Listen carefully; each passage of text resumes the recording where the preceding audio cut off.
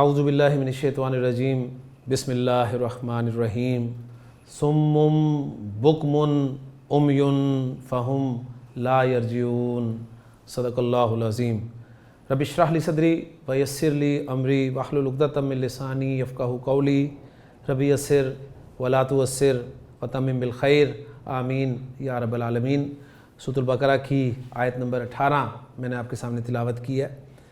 پچھلی آیت سے اس کو ہم جوڑیں گے کہ پچھلی آیت نمبر 17 میں اللہ تعالیٰ نے منافقین کی مثال بیان فرمائی تھی کہ مثلہم کمثل الذی استوقد نارا، ان کی مثال اس شخص کی مثال جیسی ہے، اس شخص کی مثال کیسی ہے جس نے ایک آگ روشن کی۔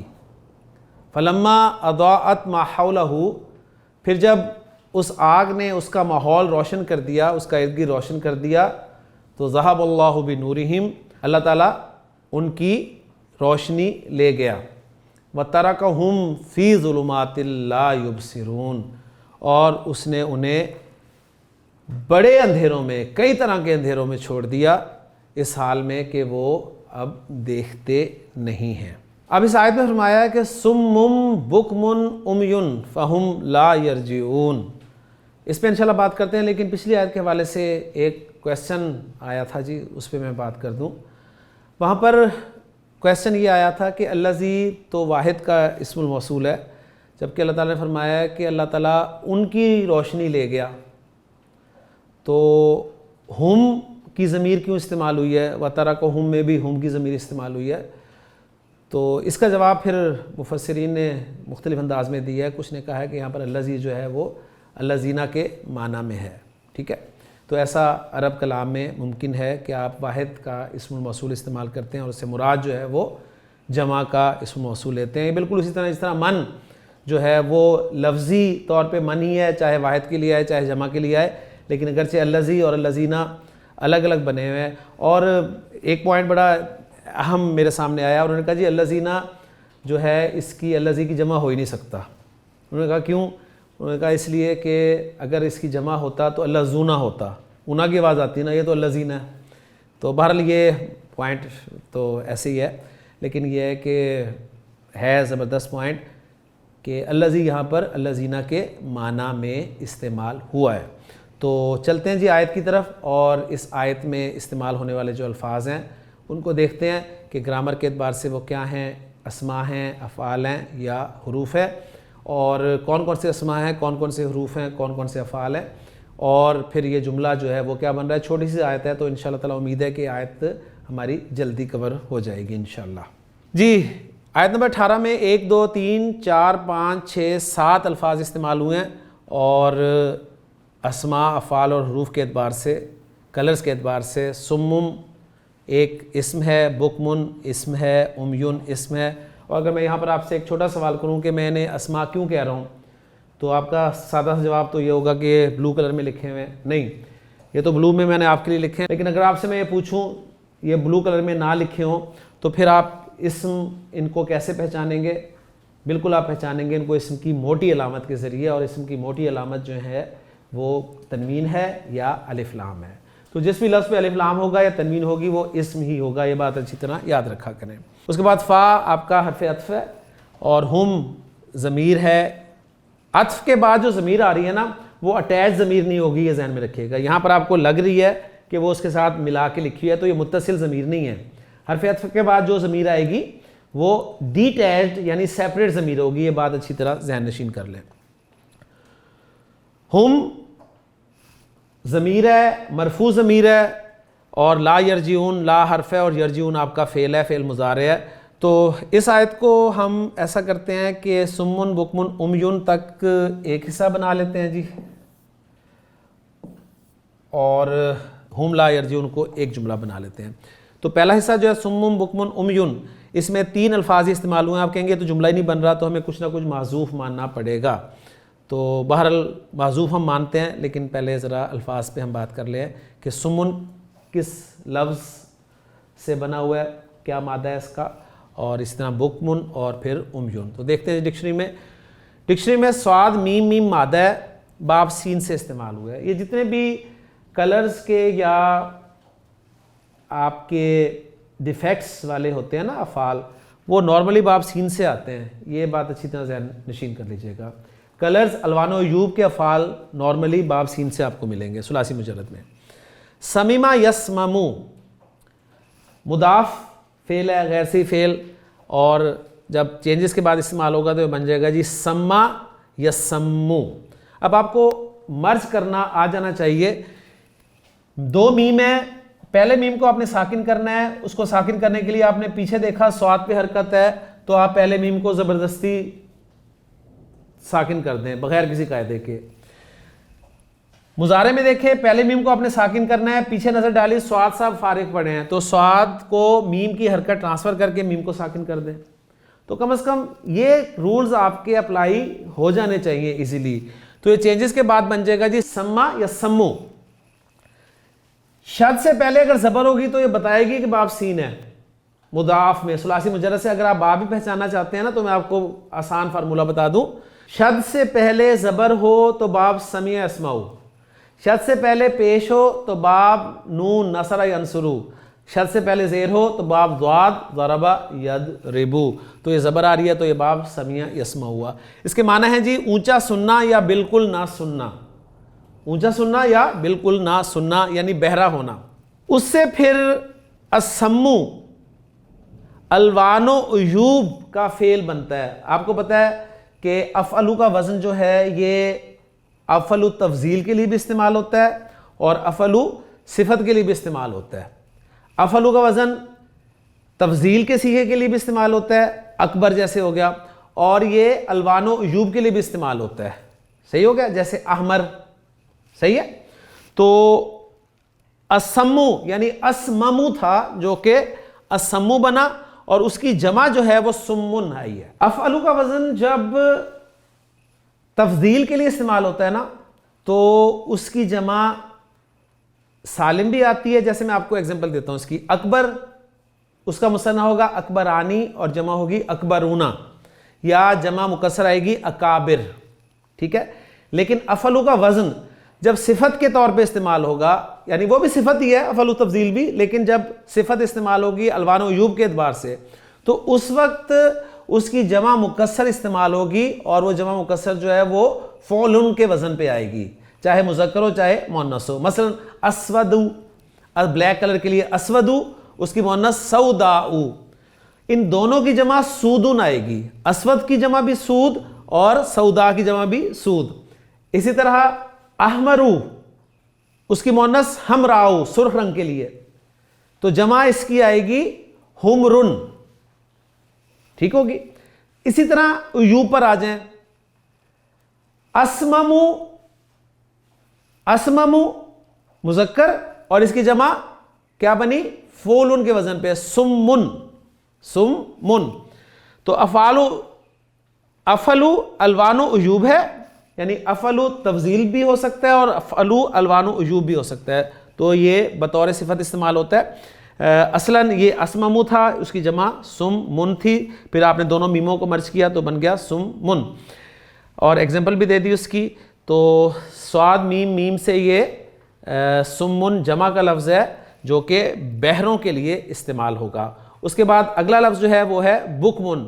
با کاف میم مادہ ہے، باب سین سے بکما یبکمو بکمن، اس کے معنی ہے گونگا ہونا. تو یہ ڈیفیکٹس ہیں نا جنہیں ہم الوان و عیوب کہتے ہیں، کلرز اور ڈیفیکٹس، ان سے یہ ڈیل کر رہے ہیں.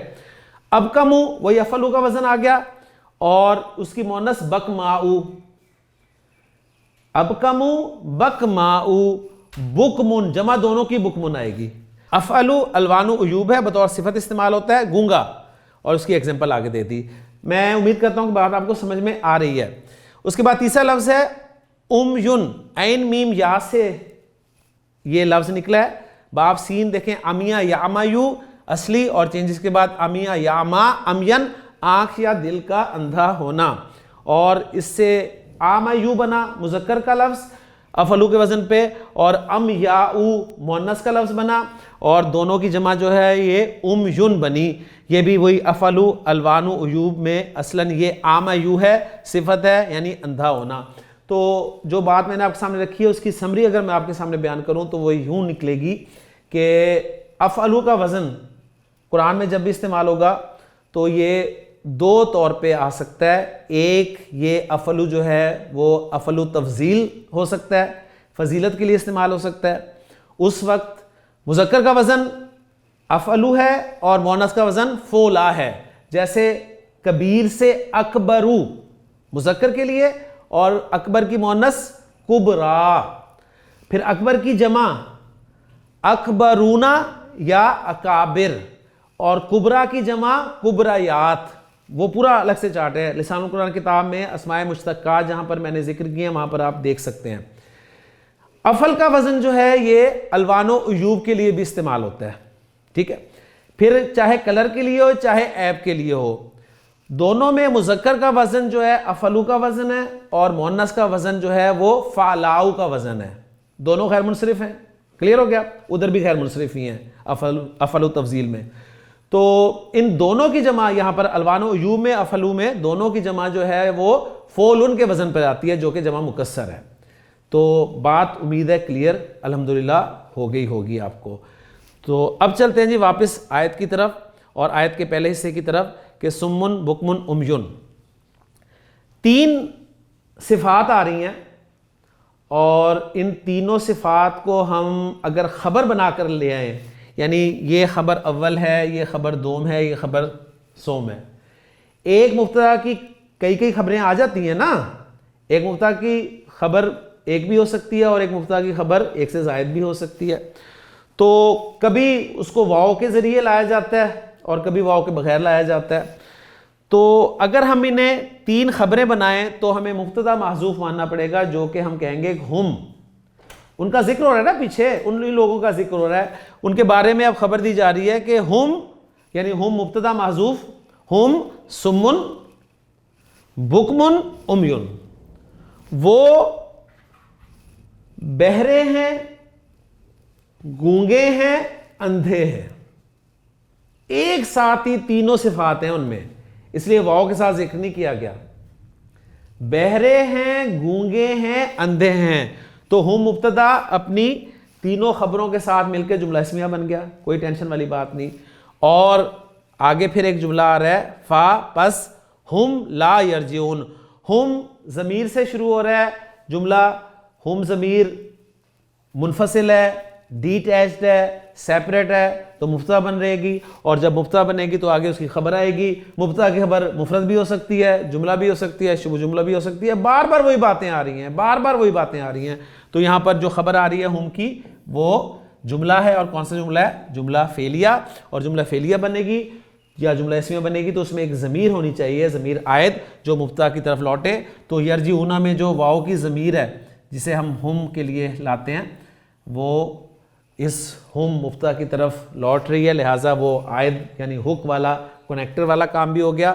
تو فہم پس وہ لا یرجعون نہیں لوٹتے یا نہیں لوٹیں گے. یہ رجع یرجع مادہ, اس پہ بھی ذرا بات کر لیتے ہیں. راجم عین مادہ باب ضرب یضرب سے رجع یرجع رجوعا مصدر رجوع. تو ثلاثی مجرد ابواب جو ہیں ان کے مصادر آپ کو ڈکشنری ہی بتاتی ہے. مزید بھی ابواب لوگوں کو مشکل لگتے ہیں لیکن ان کا فائدہ یہ ہے کہ ان کے مصادر وہ خود نکال سکتے ہیں کیونکہ بابوں کے نام ہی ان کے مصادر ہیں. ٹھیک ہے, اور باقی پھر وہ الفاظ چونکہ ہم بہت زیادہ اپنی اردو زبان میں استعمال کرتے ہیں تو اردو بولنے والوں کے لیے عربی سیکھنا انتہائی آسان ہے, یہ اچھی طرح ذہن میں رکھیے. تو رجع یرجع رجوعا اور مرجعا, اس کے ایک معنی ہے پلٹنا, واپس ہونا, یہ لازم فعل ہے.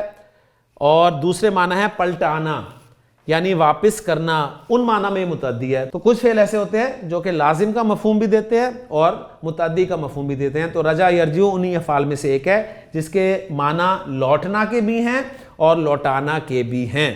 پھر کانٹیکسٹ سے پتہ چلے گا کہ کہاں اس کے معنی ہم نے لازم کے کرنے ہیں یا متعدی کے کرنے ہیں. تو دونوں طرح سے یہ استعمال ہوتا ہے. جیسے آپ دیکھیں ولما رجع موسیٰ الی قومہ, تو یہاں پر لوٹنے کے معنی میں آیا ہے, اور جب موسیٰ اپنی قوم کی طرف لوٹے یعنی واپس ہوئے, پلٹے.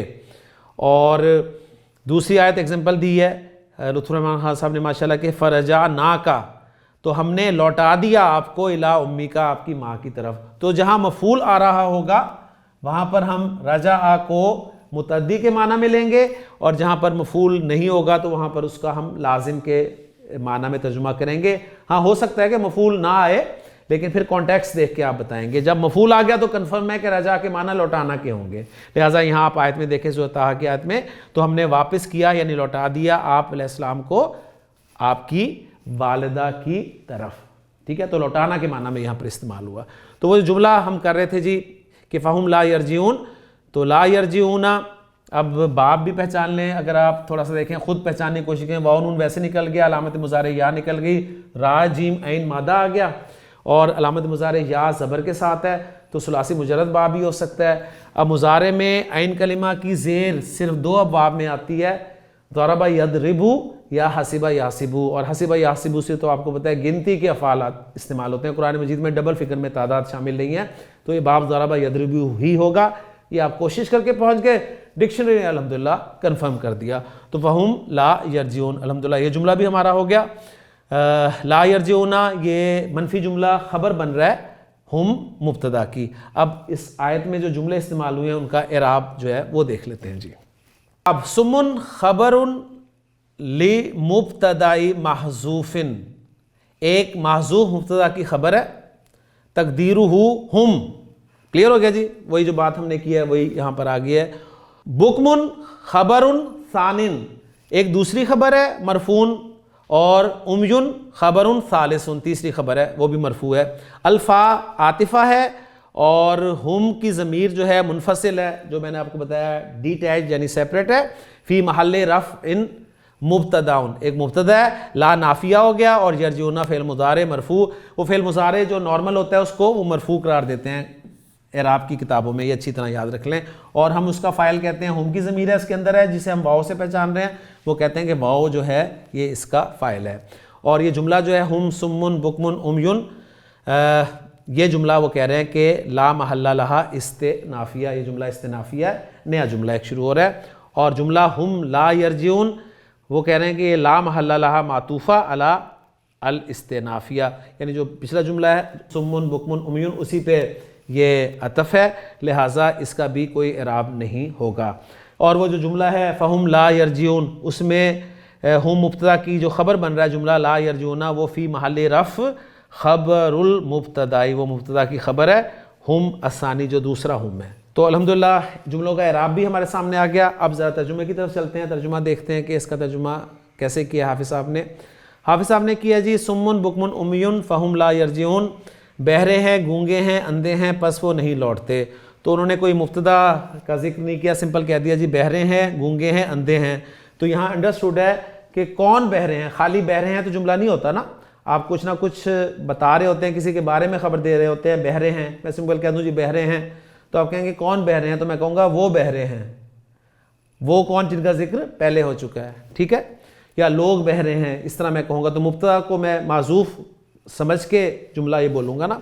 اور تفسیر میں سے ایک جملہ مجھے اچھا لگا تھا، وہ میں نے آپ کے سامنے کاٹ کے یہاں پر پیسٹ کر دیا کہ یہ بہرے ہیں، گونگے ہیں، اندھے ہیں۔ تو یہ جو ہیں کے ساتھ انہوں نے ذکر کیا، یہ نہیں کہا کہ بہرے، گونگے اور اندھے ہیں، وہ واو حرف عطف ہوتا تو اس طرح ترجمہ ہوتا۔ تو یہ الگ الگ تین خبریں بتا رہے ہیں کہ تین خبریں ہیں، بہرے ہیں، گونگے ہیں، اندھے ہیں، اور سو وہ نہیں پھریں گے، یہ ترجمہ انہوں نے کیا ہے۔ انہوں نے کہا پس وہ نہیں لوٹتے، لیکن اس ترجمے میں یہ بیان کیا گیا ہے کہ پس وہ نہیں لوٹیں گے، وہ لوٹنے والے نہیں ہیں، وہ نہیں لوٹیں گے۔ تو الحمدللہ آیت نمبر 18 بھی ہماری مکمل ہو گئی ہے۔ تو محذوفات بھی ساتھ ساتھ اب ہمیں پتہ لگنے شروع ہو گئے کہ کہاں پر کون سا لفظ جو ہے ہم معذوف مان سکتے ہیں۔ تو سلسلہ الحمدللہ چل رہا ہے ہمارا، اللہ تعالیٰ سے دعا ہے کہ اس میں ہمارے لیے مزید آسانی پیدا فرمائے۔ انشاءاللہ تعالیٰ اگلے لیکچر میں اگلی آیت کے ساتھ آپ سے ملاقات ہوگی۔ سبحانک اللہم و بحمدک، اشہد ان لا الہ الا انت، استغفرک و اتوب الیک۔